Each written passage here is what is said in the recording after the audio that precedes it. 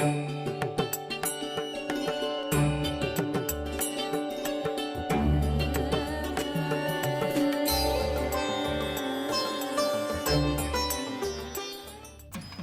विरासत में आपके स्वागत बा। विरासत के प्रसारण MBC आप्रवासी घाट ट्रस्ट फंड कला और संस्कृति मंत्रालय के सहयोग से होवेला। विरासत आज युगादि पर रही। युगादि मतलब एगो युग के आरंभ, नवा बरिस के आरंभ। हिंदू पंचांग के अनुसार युगादि ही हमनी के नवा बरिस है, लेकिन मॉरिशस में आंध्र प्रदेश से हमनी के जन पूर्वज लोग आ रहलन जा, एगो पूरा सांस्कृतिक धरोहर के संगे यहाँ पर आ रहलन जा कैसे युगादि मनावल जाला। और आज भी हमनी के देश में तेलुगु समुदाय वही सांस्कृतिक विरासत के साथ जुड़ के युगादि मनावेलन जा। और एक संगे जुड़ल है मंदिरम, युगादि पचड़ी, खान पान, मिष्ठान, पहनावा, एगो पूरा सांस्कृतिक विरासत जुड़ल बा युगादि संगे। तो आज हमनी मिलब जा एगो तेलुगु परिवार संगे और देखब जा कैसे युगादि के तैयारी होवेला और कैसे शुरू से ई दिन पूरा दिन कैसे मनावल जाला, कैसे शुरू होवेला, कैसे समाप्त होवेला। तो चला आज देश के दक्षिण में लच्छया परिवार से मिली जा।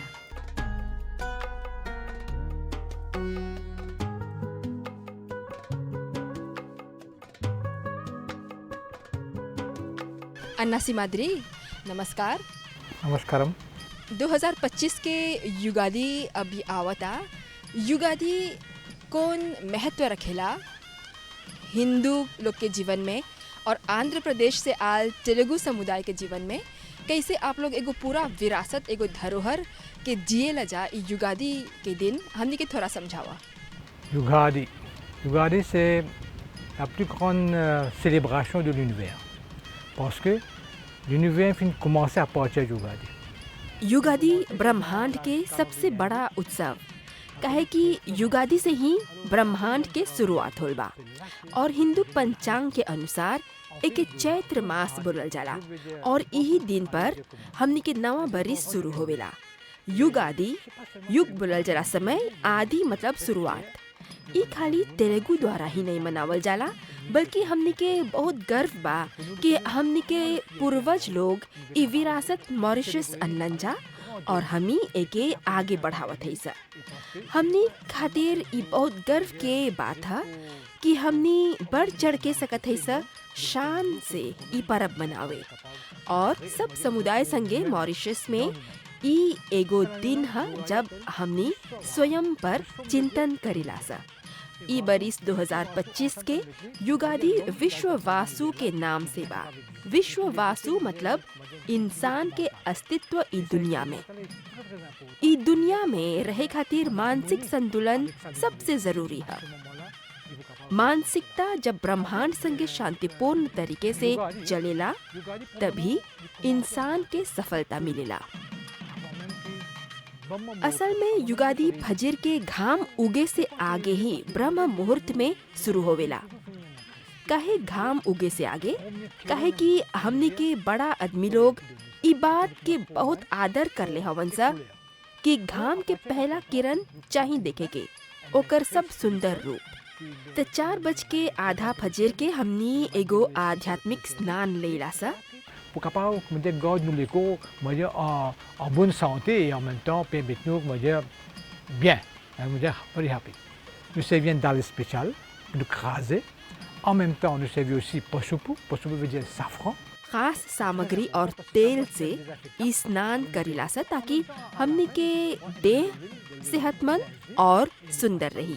एगो विशेष दाल पीस के, हल्दी पीस के और तिल के तेल अच्छा से देह में घस के नहाइला सा। Ça c'est une première étape qui commence.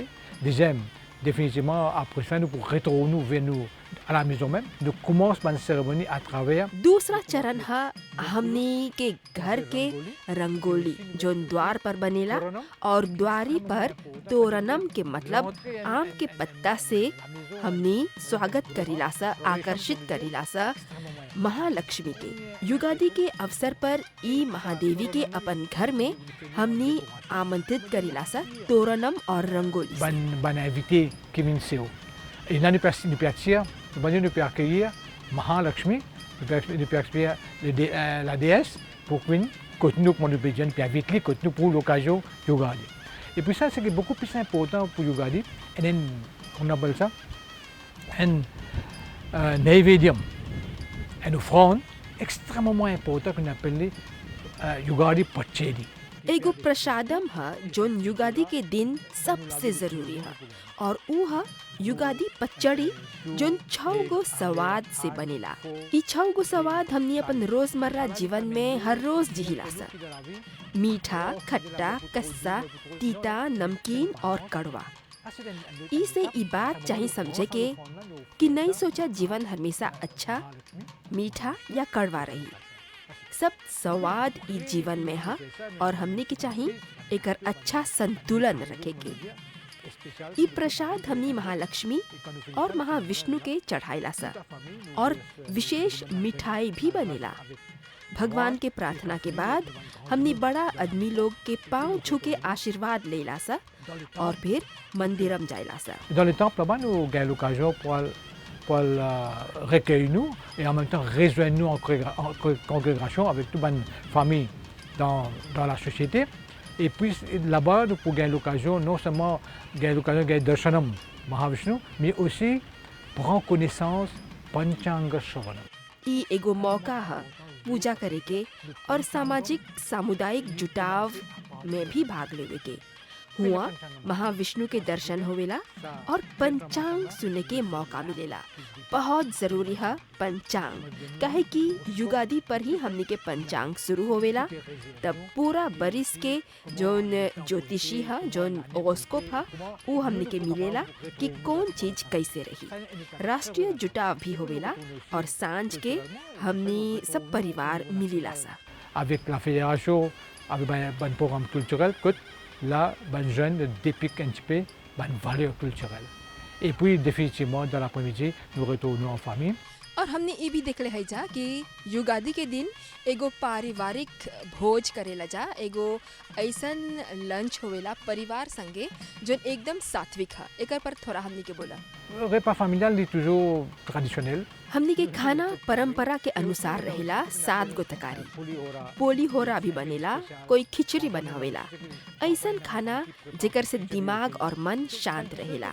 जस्ती सात्विक खाना बनेला, तामसिक नहीं। सब कोई अपन खुशी से कुछ न कुछ पकावेला, लेकिन सबसे बड़ा बात यह है कि उ दिन सब परिवार पूरा रूप से शाकाहारी रहेला, मतलब कि vegetarian. C'est que la famille est rétrouvée complètement végétarienne.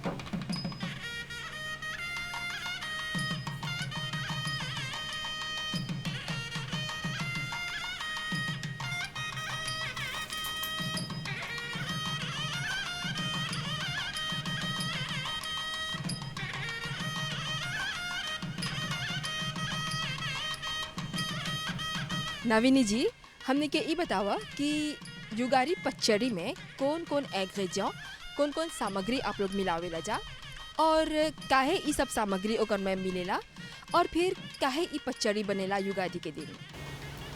Pour Yugadi, nous servions mangue, nous servions piment, nous avons tamarin, nous servions du sel, nous servions du sucre et nous servions neem flour avec les Ugadi पचड़ी खातिर आम, Pima, इमली, नमक, चीनी और नीम के फूल और पत्ता इस्तेमाल करे के चाहिए। ये सब सामग्री के रख के सबके काट के बारीक से हमनी ओके मिलाइला जा और फिर अपन पूजा के जगह पर जाके रख देला सा जहाँ पर पूजा होई। और ई पचड़ी में 6 गो स्वाद है, खट्टा, कड़वा, कस्सा, मीठा, नमकीन और तीता। ये सब हमनी के स्वभाव में ही है। Nous avons amer, nous avons doux, nous avons salé. Ça, c'est un tempérament dont nous-mêmes nous avons ça. Nous finissons avec tous nos bonnes familles, nos bonnes grands-parents, nous prenons des dishes, après nous tournons le मंदिरम। एकर बाद घर पर पूजा हो जाला, तब मंदिर जाइला सा, हुआ पर प्रवचन सुनीला सा और पचड़ी हुआ पर भी चढ़ेला और प्रसाद के तौर पर सब कोई की बांटाला। Comme ça, tout prend ça même premier jour.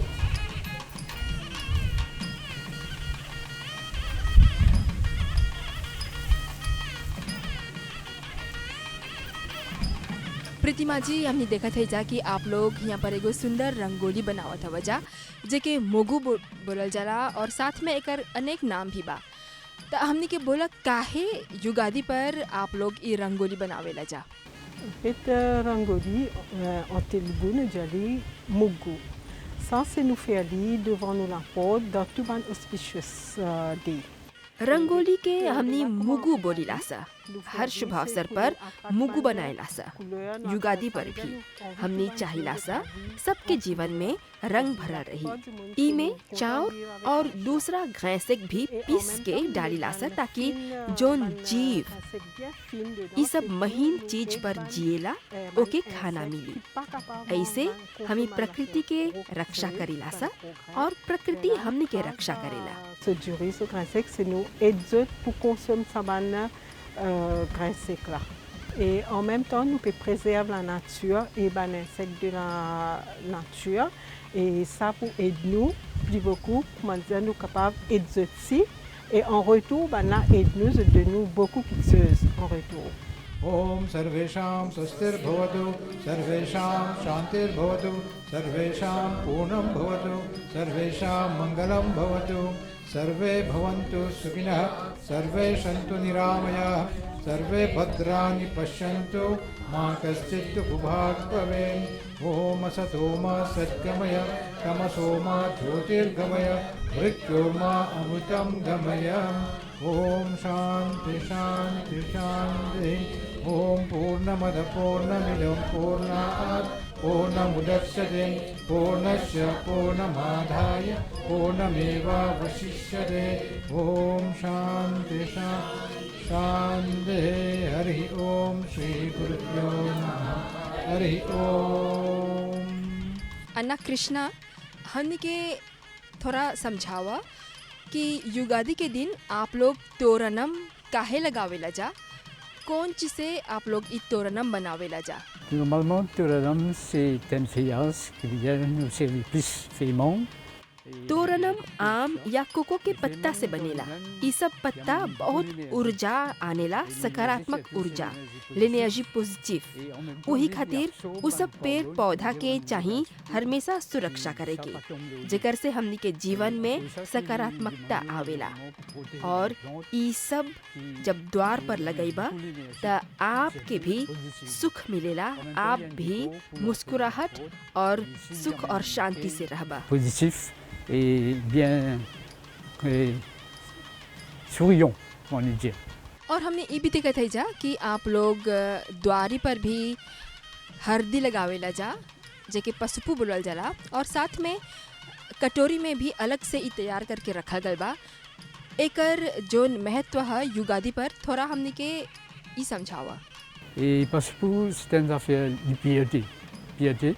Alors, beaucoup de fois, nous prenons un bain, ce qu'on appelle un bain sacré. पसुपू माने हल्दी, पवित्रता के प्रतीक। एकर से नहाइबा और एके पीबा त सब रोग बलाय दूर होवेला, शारीरिक और मानसिक शांति मिलेला। Et qui amène certaine positivité. Et en même temps, les rafraîchit nous les corps, et physiquement, mentalement, et nous l'esprit aussi en même temps les purifier. Comme ça veut dire dans termes और कुमकुम यानी ça पोतू qui भी nous amène शुभ nous माना n'a जाला। pas घर से निकलने के obligatoirement आगे ई nous en Kumkum a aussi माथा पर nous चाहिए besoin लगावे pour के tout avant de महिला sortir और nous पुरुष pour nous aller दोनों dans le के temps. तब Les चाहिए boutous मंदिर les में जाए représenter nous और nous servent ça plus Mahalakshmi pour के la ई déesse आकर्षित Lakshmi. करेला। Et nous tout connaît Lakshmi. Et tout le monde cause trésor, cause. Lakshmi के मतलब सब कोई पैसा मानेला, लेकिन सही समृद्धि, शिक्षा, हमनी के पवित्रता, हमनी के सोच विचार है जेकर से घर परिवार में शांति रहेला। जब एगो छोकरी के शादी होवेला तब बोलल जाला महालक्ष्मी आयल बा और उ युवती जानेला कि उ अपन घर कैसे ले जाए। Mais c'est vrai, Mahalakshmi Mini, dans les formes Mahalakshmi, alors sa madame là, il connaît de quelle façon il promène sur la case. विश्व वासुनाम युगादि शुभाकांक्षलु आ toute la nation française. धन्यवाद। आज के विरासत युगादि पर आधारित रहल और हमने देख ली जा कैसे हजेर के ब्रह्म मुहूर्त से शुरू होवेला ई परब और जब तक ई दिन में ढल जाला हर एगो कदम पर विरासत, सांस्कृतिक विरासत जुड़ल बा ई पर्व से, साथ में प्रकृति भी। और ई जोन पर्व है एकर हर एगो जोन विधि बा वो हमनी के स्वास्थ्य, हमनी के सौंदर्य और प्रकृति के संरक्षण से जुड़ल बा। आप सबको के युगादि के बहुत बहुत शुभकामना, युगादि शुभकांक्षलु। धन्यवाद, नमस्ते।